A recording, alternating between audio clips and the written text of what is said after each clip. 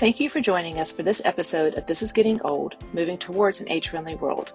This 10-part series is sponsored by AARP's Community Challenge Grant and George Washington University's University Seminar Series, and is brought to you by Melissa B., PhD, in collaboration with GW Center for Aging, Health, and Humanities. Welcome to This is Getting Old. I'm your host, Melissa Batchelor, and today I'm going to be sharing a recent initiative that I've been working on with some colleagues called the AARP Age-Friendly Social Innovation Challenge. So this is a 10-part special series, and today we're going to be talking about part 6, which is related to housing. So this series is related to several regional events that we've held at the Center for Aging, Health, and Humanities with our 5 regional age-friendly municipalities and our multiple partners. If you missed the overview, please check out part 1, which is episode 89, if you're looking for it on my website, melissabphd.com, or you can check it out on my YouTube channel. In a nutshell, the morning session was spent learning about design thinking, and then participants were paired by domains of interest. And then these domains are reflective of the World Health Organization and AARP's framework for age-friendly cities and communities. And as I said earlier, this episode is focused on housing. The availability, affordability, and the variety of housing options that we're going to need to support all of us as we age within our communities still remains a challenge. If you haven't seen the 2020 movie Nomadland, I highly encourage you to check it out because that movie has so many issues related to aging in America that absolutely break my heart. From trying to manage multiple chronic illnesses while living in a van, to finding employment after the age of 60, but also has some heartwarming scenes in it, because it discusses it demonstrates the importance of having a social network and being connected to other people, no matter how old you are. So the movie shows resilience and how some older adults are finding a solution to losing their homes.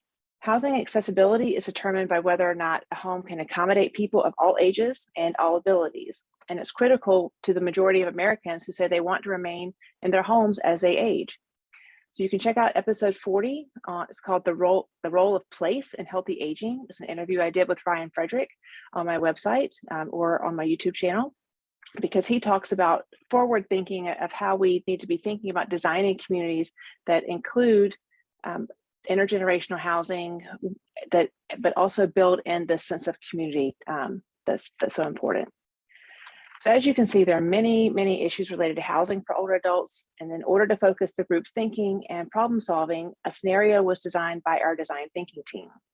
From there, the group thought about different ideas and different problems within that scenario. And then they were to choose one to develop an innovative solution for.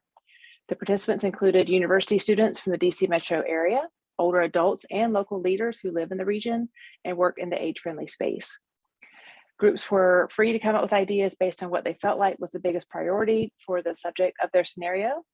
And they were also encouraged to think about solutions without concern for practicality, financing, or what policies would need to change or be in place to make their solution a reality. As you listen, you may have an idea for a solution, or you may know of a program that would help older adults and their families facing similar housing challenges. Please add your comments below this video. We'd love to hear from you. So now let's listen in to hear the scenario and what solution they came up with. Monica's 67 years old, living in Alexandria, and she's lived in the same neighborhood for 30 years, a small 2-bedroom house.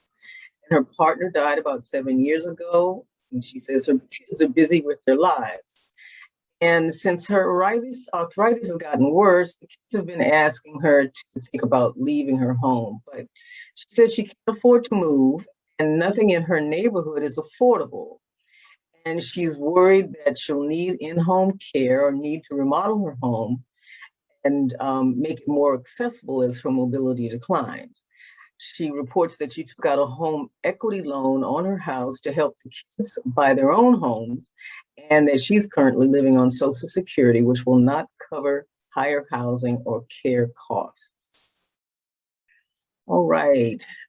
We decided that the problem was that Monica needed a way to transform her community because she has roots there and connections and a sense of community that's written into the fabric of her life. Doesn't want to change that. In order to help Monica and others to have access to more affordable outcomes and resources, we decided we need to reframe the conversation around zoning and land use in our communities to increase density and to encourage mixed use. In order to do that, we need to identify partners and allies and resources. So who needs to be at the table? Whose voice do we need to hear? We want everyone to be heard. Who will lead and facilitate these discussions? Who has resistance, and how are we addressing this resistance? What's a way for everyone can give their input and feedback in an engaging way in order to transform the dialogue? And finally, what are the resources we're going to need in order to help us reframe the conversation? Is it a listening manual, facilitators, volunteers, spaces to have these dialogues? So I would like to thank all the participants in this group for their time, effort, and energy. And as you can see with the domain of housing, there were many things to consider. And while they didn't come up with one solution in their problem statement, you could hear the importance of community supports, family, and friends for Monica. And this is important for all of us, no matter how old we are. Aging in place begins with housing, and ideas to solve these problems include forward-thinking ideas like the one that I mentioned earlier with Ryan Frederick, but also retrofitting spaces to be physically accessible and safe with a universal design solution.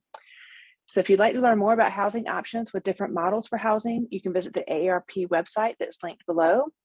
The title is Housing and Livable Communities. Other solutions today include subsidized housing, co-housing, and home modifications, including the Capable program, which was designed by a colleague of mine, Dr. Susan Zanton, who's now the Dean at Johns Hopkins University. Capable stands for Community Aging in Place, Advancing Better Living for Elders, and it's a person-directed, home-based solution that addresses both functional ability and healthcare expenses. So Capable basically provides integrated services by an occupational therapist, a registered nurse, and a handyman who all work together with the older adult to set goals, and they develop a plan to change behaviors to improve health and promote independence and safety by modifying the home environment. This could range from installing grab bars to if the only bathroom is upstairs, how do we allow someone to use the bathroom downstairs? And so it's just a team that goes in and helps come up with creative solutions to help someone to age in place. If you'd like to learn more about this program, you can visit the website linked below, or you can email capableinfo@jhu.edu for more information. But I always love to see nursing research making people's lives better.